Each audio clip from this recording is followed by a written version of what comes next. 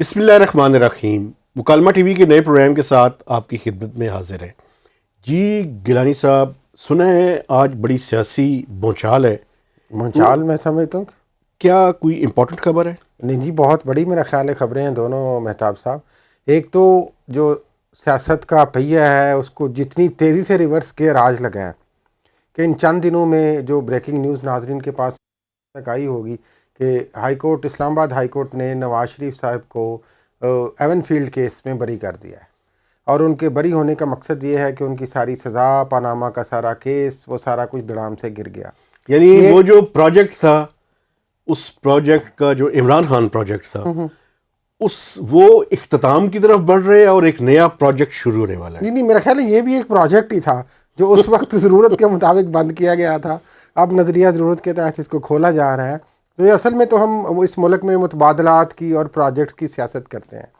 اس میں نیب نے بڑا انٹرسٹنگ بیان دیا ہے مہتاب صاحب. انہوں نے کہا جی کہ ہمیں ان کی بریت پہ کوئی اعتراض نہیں ہے. انہوں نے اپیل کے حوالے سے کوئی خاص بات نہیں کی اور بھی ڈرا کر لی ہے ان کی جو اپیل تھی بریل کی. اس کا مطلب یہ ہے کہ اس میں تو کوئی شک نہیں ہے کہ نیب ایک انڈیپینڈنٹ ادارہ نہیں. اور اس کے ساتھ ساتھ یہ دیکھیں، ابھی العزیزیہ ریفرنس کے حوالے سے بھی اپیل ہے نواز شریف کی، اور وہ امید ہے اسی ہفتے یا آنے والے چند دنوں میں وہ بھی سن کے تو زیادہ امکان. ناظرین کو میں بتاؤں جو پہلے بھی کہا جا رہا تھا اور جو نیوز تھی ہم پہلے اتفاق سے شیئر نہیں کر سکے کہ الیکشن شیڈول کے اعلان ہونے سے پہلے نواز شریف اپنے ان تمام کیسز سے کوئٹ ہوں گے، بری ہوں گے، وہ قومی اسمبلی کے لیے کوالیفائی کریں گے، سزا ان کی ختم ہو جائے گی اور وہ بھرپور سیاست کریں گے. میں یہ کہہ رہا تھا کہ سیاست کا ریورس گیئر جتنی تیزی سے ان چند دنوں میں چلا ہے وہ میرا خیال ہے کہ بڑا ایک انتہائی اہمیت کا حامل ہے. آپ کا پوائنٹ آف ویو ہے، لیکن آپ کو یہ نہیں لگتا کہ وہ جو پروجیکٹ 2010 میں شروع ہوا تھا اور پھر 2014 میں اس کے اندر ایک تبدیلی آئی، تو 2016 میں پاناما کے بعد نواز شریف کے خلاف بھی اور عمران خان کو لانے کے لیے بھی اسی طرح تیزی کے ساتھ فیصلے ہوئے تھے؟ میرا خیال ہے کہ اتنی تیزی سے پھر بھی نہیں ہوئے تھے جتنی تیزی سے یہ اپیل ڈیسائیڈ ہوئی ہے. اصل میں جب آپ لیکن بس سنیں نا، جب ہوتا یہ ہے کہ جب کچھ سافٹ کارنر ہوتا ہے نا تو آپ کو ذرا زیادہ تیزی نہیں ہمارا کوئی سافٹ کارنر میں آپ کی بات نہیں کر رہا.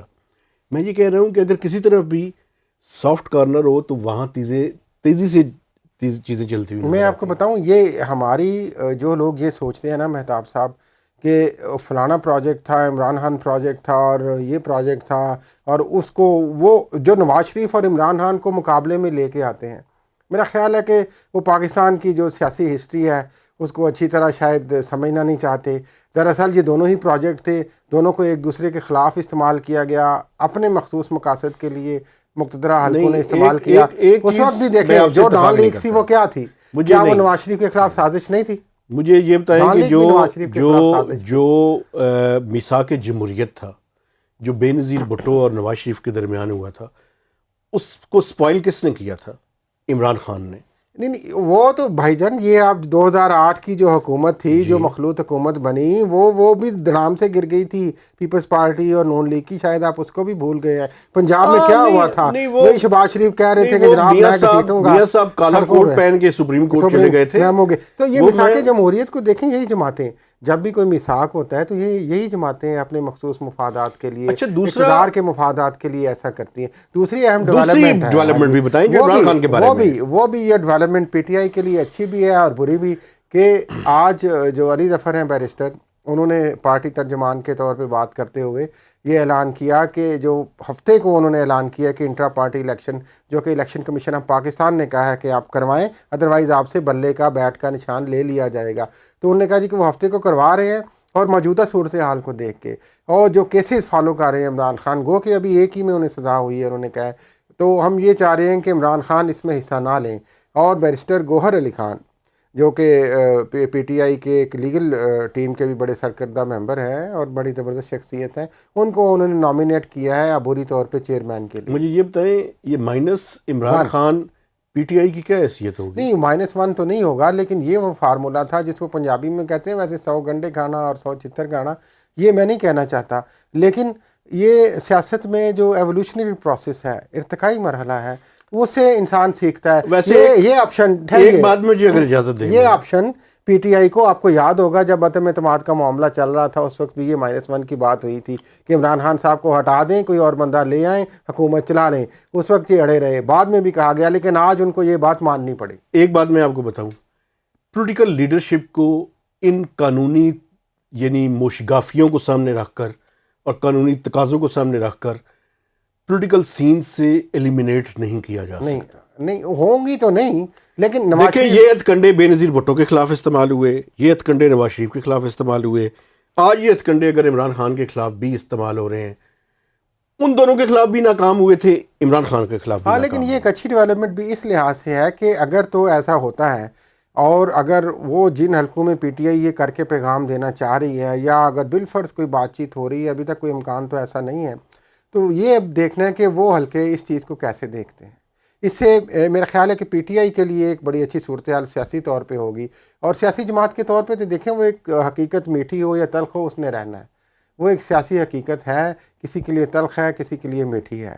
تو وہ کیا ون ون سچویشن جو چاہتے ہیں الیکشن میں مانس عمران خان وہ کھڑے ہو کے اپنے امیدوار کھڑا کریں اور یہ چیز کریں، کیا وہ اس میں کامیاب ہوں گے کہ نہیں، یہ تو میرا خیال ہے ابھی یہ تو آنے والا وقت بتائے گا. لیکن میرا خیال ہے کہ پی ٹی آئی میں پھر آپ کو چند دن پہلے کی جو بات میں نے کی تھی اس پہ میں آتا ہوں. 20 سیٹس میکسیمم 40، 20 اور 40 کے درمیان سے آگے نہیں چلے. ایک سائزیبل اپوزیشن تو ہوگی نا، سیاست میں رہیں گے، سیکھیں گے، وہ پھر آگے کیا میں سمجھتا ہوں کہ اگر اتنی مشکل حالات کے باوجود وہ پولیٹیکل پارٹی کے طور پہ اسٹیبلش ہو جاتے ہیں، اٹس اے گڈ ڈیولپمنٹ. لیکن آج ویسے بہت اور بھی ذرائع سے یہ خبریں اب باقاعدہ بازگشت اختیار کر رہی ہیں، باقاعدہ یعنی کہ اختیار کر رہی ہیں کہ وہ کہنا چاہ رہے ہیں کہ جناب الیکشن کمیشن اندر کھاتے میٹنگ کر رہا ہے اور وہ شاید سپریم کورٹ کی طرف جائے کہ ہم ابھی تیار نہیں ہیں پوری طرح 8 فروری کو الیکشن کے لیے، اور انتخابات کو شاید جون تک لے جانا چاہتے ہیں، سننے میں آیا. دیکھیں یہ تو میں نے پہلے بھی آپ سے یہ گزارش کی تھی کہ یہ معاملہ فلوئڈ ہے، 50-50 چانسز ہیں، لیکن ابھی بھی ہمیں اس میں ججمنٹل ہونے کے بجائے امید رہنا چاہیے. 30 کی ڈیٹ ہے اور وہ کل جو ہے وہ ہو رہی ہے. میں نے آپ کو لاسٹ ٹائم بھی ایک وہ یاد دہانی کے لیے میں ذرا بات کر دوں کہ 8 دسمبر کی ڈیڈ لائن ہے. ہاں جی، 8 دسمبر تک اگر یہ نہیں ہوتا اور وہ سپریم کورٹ چلے جاتے ہیں پھر بھی انڈیکیشن ہے. لیکن یہ اس موضوع کو پھر الیکشن ڈیلے ہوں گے. اس موضوع کو کلوز کرنے سے پہلے چونکہ سپریم کورٹ کی بات ہوئی، ہم نے سیاست میں ریورس گیئر کی ناظرین بات کی ہے، تو یہ نیب کی آج جو آپ نے بات کی کہ انڈیپینڈنٹ نہیں ہے اور نیب کس کے کہنے پہ یہ کرتا رہا ہے، تو مجھے جو موجودہ چیف جسٹس ہیں قاضی فائز عیسیٰ، ان کے مجھے بڑے شاندار ریمارکس یاد آ گئے. جی سر. فیض آباد دھرنا ریویو کیس لگایا انہوں نے، اور جو تمام 8-9 اداروں نے وہ ریویو پٹیشن واپس لینے کی عرضی ڈالی تھی، اس پہ وہ بار بار ان کو پنچ کرتے رہے کہ بھائی اتنا ہی بتا دو کہ کس کے کہنے پہ ریورس کر رہے ہو، کس کے کہنے پہ وڈرا کر رہے ہو، پہلے کس کے کہنے پہ کی تھی. تو یہ نیب کی بھی آج مجھے وہ یاد آئی کہ بھائی اتنا ہی بتا دو کس کے کہنے پہ سب کچھ کر رہے ہو. ایک بات کو شاہد ہے سر، کم از کم اتنا تو بتا دیں کس کے کہنے پہ آپ وڈرا کر رہے ہیں. بات میں اتفاق کرتا ہوں وہاں پہ، لیکن ایک مجھے امید ہے اور وہ چیف جسٹس سے امید ہے کہ وہ آئین اور قانون کو سامنے رکھتے ہوئے بات کو آگے لے کر جائیں گے، اور کسی ایسے پروجیکٹ کے ایسا نہیں ہوں گے کہ جو غیر آئینی اور غیر قانونی. اور یہ بھی ابھی اچھا، جانے سے پہلے ایک چیز میں ڈسکس کرنا چاہتا ہوں اگر آپ اجازت جناب دیں. علی، وہ یہ ہے کہ آج سینٹ میں ایک بڑی سٹارٹلنگ قسم کی رپورٹ پیش ہوئی ہے. اچھا جی. جو کہ ایف بی آر نے پیش کی. اچھا جی. اس میں کوئی تقریباً 72 ارب روپے کی ٹریڈ بیسڈ منی لانڈرنگ کی رپورٹ ہے. 72 ارب روپے سے زائد کی اوور انوائسنگ ہے. ہوا یہ ہے کہ ایک 2-3 کمپنیز ہیں، ٹوٹل تو ویسے 400 سے زیادہ کمپنیز تھیں جنہوں نے سولر امپورٹ کیے، لیکن ہوا یہ اس کے اندر کہ وہ سولر جو امپورٹ ہوئے اس میں اوور انوائسنگ ہوئی، اور اوور انوائسنگ میں جو ایک کوئٹہ کے 3 کمپنیز ہیں اور 2 کمپنیز پشاور کی ہیں. ان کمپنیز میں سے ایک کمپنی برائٹ کے نام سے ہے پشاور کی. برائٹ، اس نے 42 بلین روپیز کی 42 ارب روپے کی. ہوا کیا، انہوں نے منگوائے اپنے اکوپمنٹس چائنا سے اور پیسے سارے کے سارے ٹرانسفر کیے دبئی میں. اور ابھی تک جو اسٹیبلش ہو رہا ہے وہ یہ ہے کہ ایک ہی کمپنی تھی جس کو انہوں نے وہ سارے پیسے یہاں سے لانڈر کیے. پرابلم کیا ہے؟ پرابلم یہ ہے کہ جب ان کی انویسٹیگیشن کی گئی تو اس انویسٹیگیشن میں ایک نان فائلر ہے جس کی ورتھ تقریباً 10 لاکھ روپے کی ہے، اللہ اکبر. اور اس کے اکاؤنٹ میں جو پیسے جمع ہوئے کوئی 42 ارب روپے اس کے اکاؤنٹ میں جمع ہوئے. میں اور آپ اگر اکاؤنٹ میں پیسے جمع کروانے کے لیے جائیں نا تو 50,000 یا 1 لاکھ روپے ہو تو KYC نو یور کسٹمرز اور ڈیو ڈیلیجنس جو ہے وہ کسٹمر کی شروع ہو جاتی ہے. FBI نے اپنی رپورٹ پیش کر دی. 2 بینک اس میں ملوث ہیں مبینہ طور پر، جس میں ایک عسکری بینک ہے عسکری بینک کی کیسی اور بات کر رہے ہیں میزان. آپ؟ دیکھیں مجھے عسکری بولنے بینک کی دینا. بات نہ کیا کریں، مہربانی دیکھیں کریں. میں اپنی طرف سے رپورٹ پیش نہیں کر رہا حضور، یہ FBI نے پیش کیا. لیکن ایک آخری بات کر کے میں آپ سے اچھا، چاہوں ایک گا کہ اس پہ عسکری اور کمنٹ کریں. ایک میزان بینک، میزان اس بھی کے بڑا علاوہ بھی اسلامی 3-4 بینک ہے. بینکس ہیں. آپ یہ دیکھیں اس میں جو امپورٹنٹ بات ہے وہ یہ ہے کہ اسٹیٹ بینک آف پاکستان نے کہا کہ ہم نے پینلٹیز لگائی ہیں، ایکشنز لیے ہیں، لیکن سینٹ کی اسٹینڈنگ کمیٹی نے سخت گرل کیا انہیں. ان کے ایگزیکٹو ڈائریکٹر آئے ہوئے تھے اور کسی طرح کی کوئی report state bank of Pakistan نے پیش نہیں کی. تو یہ کیسا ریگولیٹر ہے جس کے بارے میں سوالات ریگولیٹرز کا تو اٹھانے دیکھیں ضروری ناظرین ہے. اس ملک میں اللہ حافظ ہے، لیکن یہ واقعی یہ ایک چشم کشا اور حیران کن انفارمیشن مہتاب صاحب آپ بتا رہے ہیں. 82 ارب روپے کی ٹریڈ منی لانڈرنگ، 42 ارب ایک کمپنی کے ایسے اکاؤنٹ میں جو کہ نان فائلر ہے اور جس کا کوئی ایسٹ ہی نہیں ہے. جی اب تو آپ یہ دیکھیں انڈیکیٹ کرتا ہے بائی دا وے مہتاب صاحب کہ کتنا بڑا، کتنا آرگنائزڈ اور سسٹمائزڈ ٹیکس ایویژن کا کارٹل پاکستان میں چل رہا ہے. ایک آخری بات آپ سے دیکھیں، اگر ساری کمپنیز کا انہوں نے آڈٹ کیا ہوتا، یہ تو انہوں نے کچھ تقریباً سلیکشن کر کے 80 کمپنی تو کا ایس کیا. سی پی سے تو وہ ہوگی نا. SCCP نہیں، بیسیکلی یہ اسٹیٹ بینک آف پاکستان اور FBI نے، چونکہ ٹریڈ جب بھی آئے تو کسٹمز کے لوگ ہوں گے. یہ جو پوسٹ کلیئرنس آڈٹ ہے FBI کسٹمز کا، یہ انہوں نے کیا. اچھا اگر ان 80 کمپنیوں کا انہوں نے کیا تو اگر 450 کا کر لے تو سینیٹر مصدق ملک کہہ رہے تھے کہ یہ $2 سے $2.5 بلین کا سکینڈل ہے مبینہ طور پر. اللہ. تو اب اندازہ لگا لیں کہ it's tip of the iceberg. گند اتنا زیادہ ہے کہ یہ تو اس کی چھوٹی سی جھلک ہے.